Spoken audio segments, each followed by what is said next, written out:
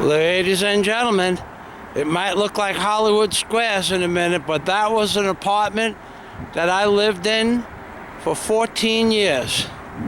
And that is the back of the apartment building. And here we go on a little magical mystery tour. I built all of these bulkheads and all of the decks and docks you see in this video.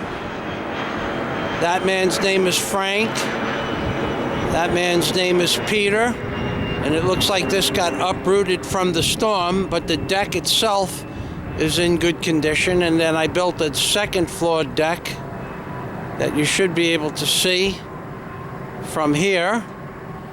And I'm going to show you the first deck I ever built in my life is this red deck that's going to be immediately to the left, right there with the vertical slats.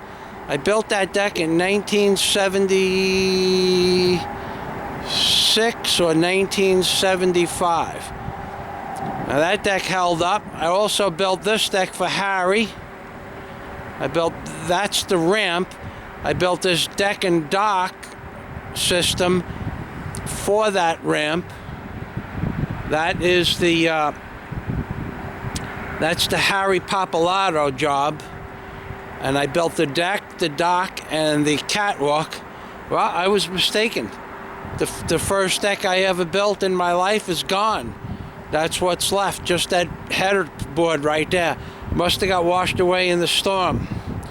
And when I built this material, these decks, underneath that header board that you see there, and in fact, underneath the header board was 10 feet to the water, down. So in other words, this deck and dock that you see here, Andy's deck and dock, had 9 or 10 feet of water underneath the dock itself, which was Harry Pappalardo. Now you're going to look at this beach. That's Louie's house. That had 15 feet of water up against where this fence is. Now you're going to look at the next one was not a deck and dock system built. And then you're going to look at one of my favorite people in the whole world, Tony's house. What a nice man this was. I built all of these decks.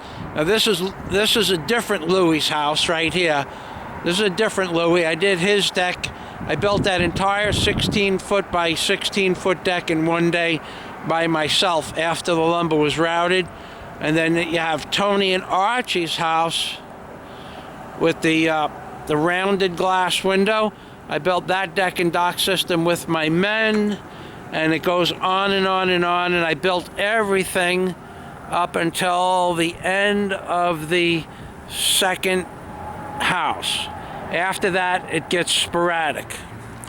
Now, from the back of my house, which is right adjacent to Charles Park, what you're looking at now, this was my backyard for 14 years. I could walk from this balcony that I could see the World Trade Centers from that balcony. I could see the top 25 or 30 floors. I could walk down this staircase into my backyard and walk along the beach into Charles Park. And I used to walk my dog in the back here. And then this is the view that I had from my house, because there was nothing obstructing the view. As you can see, Peter's house has nothing, no awnings or anything obstructing it. So my view from this window was, I could actually see Rockaway Beach, I could actually see Manhattan, and from the front set of sliding glass doors, I could see part of Kennedy Airport. If I went onto the roof, and I could see the train trestle that goes to Rockaway from the doors themselves without going on the roof. And that's what I did for a living. And this entire section of decks and docks, I built this. section and put the poles in for this. I also put the poles in for this contraption, which is called a boat lift, but I didn't build the docks. These poles were built for something else, and they utilized them. So, apparently Andy's boat sank, and he left it there. Can't blame him. It wasn't worth anything after it sunk anyway. From the other side of the bridge was the North Channel Bridge, which you can't really see, but that's it. And then from the view of my house, if I was going to look north, this was the view that I would see looking north from my house down the canal. You could see approximately 2 or 3 blocks, and with binoculars you could see down to the what was used to be Cross Bay Bowling Alley. This is the Surfside Hotel, which was right across from my house.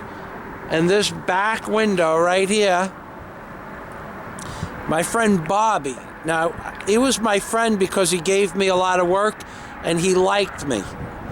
And this is, well, if you knew who owned the Surfside 3 Hotel and you knew Little Bobby, and that's what his nickname was, you'd know he was a stand-up guy, and we can leave it at that. So here we are. There's another plane up in the sky with no chemtrails.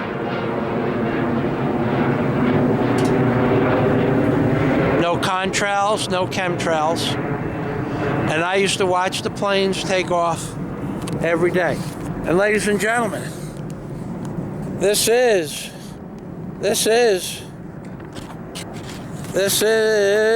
Rabbi Jew Barker, baby. This is Rabbi Jew Barker with the beard of wisdom. We're getting ready to cut this stuff off. We're getting ready to go to the Philippines. But I did want to show you where I lived for 14 years. Right back there, baby. Right in that White House. It was the most amazing place in the world to live. You could pick up the babes right on the beach. They'd come to your house. You walk the dog would go find the babe. And the dog was a babe magnet. And you'd go out and say, Z2, you were a bad dog. And they would say, no, Z, he's a good boy. And you'd say, oh, you like the dog? Would you like to come to my house and have lunch? And they always said yes, ladies and gentlemen, because they came just to visit Michael Fazio. They knew they was being watched when they was on the beach because their girlfriend gave them a good recommendation from the week or the month before. Sometimes even from the year before, they would have said, I heard about you, Michael Fazio. And I would have said, that's right, babe. That's right. And ladies and gentlemen, besides that, you have to remember 3 things. You have to remember if Mr. Obama had a son, his son would be in hell playing cards with the pedophile priests. That's right.